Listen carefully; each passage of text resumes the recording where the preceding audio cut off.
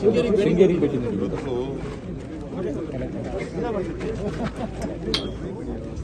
ಇದು ಬಹಳ ಪವಿತ್ರವಾದಂಥ ದಿನ. 50 ವರ್ಷ ಕಳೆದಿದೆ. ಶ್ರೀಗಳು ಜವಾಬ್ದಾರಿಯನ್ನು ವಹಿಸಿಕೊಂಡು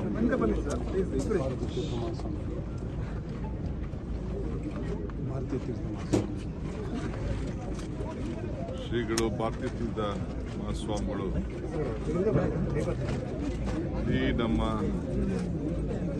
ಅನೇಕ ಅನುಭವಗಳು ನಮ್ಮ ಹತ್ರ ಇದೆ. ಇಂಥ ಪವಿತ್ರವಾದ ಸಂದರ್ಭದಲ್ಲಿ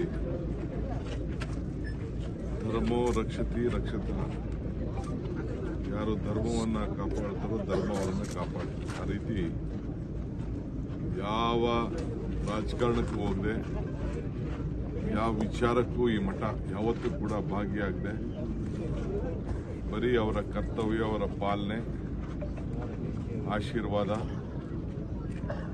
ಧರ್ಮ, ಸಂಸ್ಕೃತಿ, ಸಂಸ್ಕಾರ ಇವರೆಲ್ಲ ಕಾಪಾಡಿಕೊಂಡು ಬಂದಿದ್ದಾರೆ. ನನಗೆ ವಿಶೇಷವಾದಂಥ ಭಕ್ತಿ ಇದೆ, ನಂಬಿಕೆ ಇದೆ. ಸರಸ್ವತಿ ತಾಂಡವ ಆಡ್ತಾ ಇದ್ದಾಳೆ. ಸೊ ಅದಕ್ಕೆ ರಾಜೀವ್ ಗಾಂಧಿ ಅವರು ಅವತ್ತಿನ ಕಾಲದಲ್ಲಿ ಇಲ್ಲಿ ಒಂದು ಸಂಸ್ಕೃತಿ ವಿದ್ಯಾಪೀಠ ಮಾಡಬೇಕು ಅಂಥೇಳಿ ಸಂಸ್ಕೃತದ ವಿದ್ಯಾಪೀಠವನ್ನು, ಯೂನಿವರ್ಸಿಟಿನ ಮಾಡಲಿಕ್ಕೆ ಅವತ್ತು ಆಶೀರ್ವಾದವನ್ನು, ಸಹಕಾರವನ್ನು ಪಡೆದು ಇಲ್ಲಿ ಒಂದು ಅವರ ಸಾಕ್ಷಿ ಗುಡ್ಡೆಯನ್ನು ಬಿಟ್ಟು ಹೋಗಿದ್ದಾರೆ. ಹಿಂದೆ ಕೂಡ ಅವ್ರಿಗೆ ಒಳ್ಳೇದಾಗಲಿ ಅಂತೇಳಿ ಬೇಕಾದಷ್ಟು ನಡೆದಂಥ ಪೂಜಾ ಹವನಗಳೆಲ್ಲ ಕೂಡ ನನಗೆ ನೆನಪು ಬರ್ತಾ ಇದೆ. ಸೊ ಅದಕ್ಕೆ ನಾವೆಲ್ಲ ಇಲ್ಲಿ ಪಾಲ್ಗೊಳ್ಬೇಕು ಅಂತ ಹೇಳಿ ಬೆಂಗಳೂರಿನಲ್ಲೂ ಬಂದು ಭಾಳ ದೊಡ್ಡ ರೀತಿಯಲ್ಲಿ ಎಲ್ಲರಿಗೂ ಕೂಡ ಒಂದು ಪ್ರಯತ್ನವನ್ನು, ಮಕ್ಕಳಿಗೆ ಎಲ್ಲ ಪ್ರತಿ ಮನೆಯಲ್ಲೂ ಕೂಡ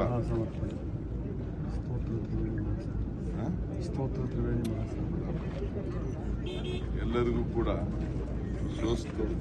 ಸ್ತೋತ್ರವನ್ನು ಹೇಳ್ಕೊಡ್ಲಿಕ್ಕೆ, ಧರ್ಮವನ್ನು ಯಾವ ರೀತಿ ಉಳಿಸ್ಕೊಳ್ಬೇಕು, ಸಂಸ್ಕಾರವನ್ನು ಯಾವ ರೀತಿ ಮಾಡಬೇಕು ಅಂತ ಹೇಳ್ಕೊಡ್ಲಿಕ್ಕೆ ಏನು ಪ್ರಯತ್ನ ಮಾಡ್ತಾರೆ ಬೆಂಗಳೂರಲ್ಲಿ ಕೂಡ ಮಾಡೋದು.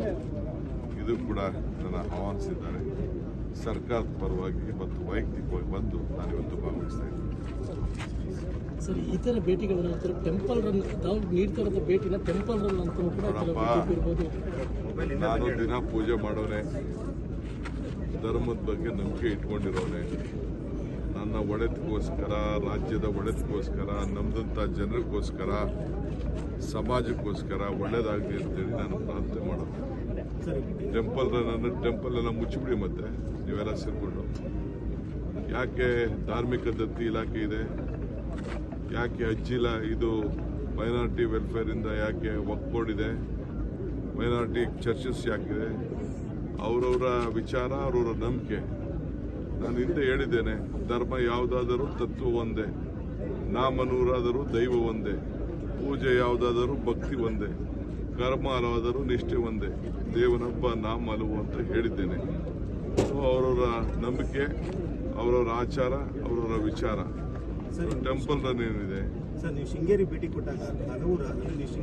ಕೊಟ್ಟಾಗ ನಿಮಗೆ ಹಲವು ರಾಜಕೀಯ ತಿರುವುಗಳಿಗೆ ಕಾರಣ ಆಗಿದೆ. ನನಗೆ ಯಾರು ತಲೆ ಕೆಡಿಸ್ಕೊಳಕ್ ಹೋಗ್ಬೇಡಿ. ಯಾವ ರಾಜಕಾರಣ ತಿರುವಿನ ಅವಶ್ಯಕತೆ ಇಲ್ಲ. ಜನ ಆಶೀರ್ವಾದ ಮಾಡಿದ್ದಾರೆ, ಜನ ನಮ್ಗೊಂದು ಅವಕಾಶ ಕೊಟ್ಟಿದ್ದಾರೆ. 5 ವರ್ಷ ಮುಂದುವರಿಸ್ತೀವಿ. ಎಲ್ಲರ ಮಾತು ಗೌನ. ಪಕ್ಷ ಏನ್ ಹೇಳ್ತದೋ ಆ ರೀತಿ ಕೆಲಸ ಮಾಡಿಕೊಂಡು ನಾನು ಮುಖ್ಯಮಂತ್ರಿಗಳು ಹೋಗುವಂತ ಕೆಲಸ ನಾವು ಮಾಡ್ಕೊಂಡು ಹೋಗ್ತೀವಿ. ಕೆಲವು ಕಾರ್ಯಕರ್ತರು ಗ್ರಾಮ ಪಂಚಾಯತ್ ನನ್ನ ಗ್ರಾಮನ ಕಾರ್ಯಕರ್ತರು ಒಂದು ಒತ್ತಾಯ ಮಾಡ್ತಾ ಇರುವಂತದ್ದು ಮುಂದಿನ ಸಿಎಂ ಡಿ.ಕೆ. ಶಿವಕುಮಾರ್ ಆಗ್ಬೇಕು ಅಂತ. ಯಾರು ಬೇಡ, ನನಗೆ ಯಾರು ಒತ್ತಾಯ ಆಗೋದು ಬೇಡ, ನನಗೆ ಯಾರ ಬೆಂಬಲನೂ ಬೇಡ, ಯಾವ ಶಾಸಕರ ಬೆಂಬಲನೂ ನನಗೆ ಅವಶ್ಯಕತೆ ಇಲ್ಲ. ನಾನು ಉಂಟು, ಕಾಂಗ್ರೆಸ್ ಪಕ್ಷ ಉಂಟು. ಕಾಂಗ್ರೆಸ್ ಪಕ್ಷ ನಾಯಕರು ಏನ್ ಹೇಳ್ತಾರೆ ಆ ರೀತಿ ನಾನು ಕೆಲಸ ಮಾಡ್ಕೊಂಡು ಹೋಗ್ತೀನಿ. ನನಗೆ ಕಾರ್ಯಕರ್ತರು ಕೂಗುದು ಬೇಡ, ಶಾಸಕರು ಕೂಗುದು ಬೇಡ, ನನ್ನ ಬೆಂಬಲಕ್ಕೆ ಯಾರು ನಿಂತ್ಕೊಳ್ಳೋದು ಬೇಡ. ನನ್ನ ಡ್ಯೂಟಿ, ನನ್ನ ಕರ್ತವ್ಯ ಮಾಡ್ತೀನಿ. ಅಂದ್ರೆ ಹೈಕಮಾಂಡ್ ಯಾವಾಗ ತೀರ್ಮಾನ ಅರ್ಥ ಮಾಡುತ್ತೆ? ಆಯ್ತಾ? ಹೈಕಮಾಂಡ್ ಯಾವಾಗ ಕರ್ಮಣ್ಯೇ ವಾದಿಕಾರಸ್ತು ಮಾಫಲೇಸು ಕದಾಚನ. ಮಾಡೋ ಪ್ರಯತ್ನ ಎಲ್ಲ ಭಗವಂತನ ಮಾಡೋಣ, ಫಲ ಭಗವಂತ ಕೊಡ್ತಾರೆ. ಸರ್ ಹೈಕಮಾಂಡ್ ಯಾವಾಗ ತೀರ್ಮಾನ ಕೊಡುತ್ತೆ? ಹೈಕಮಾಂಡ್ ಯಾವಾಗ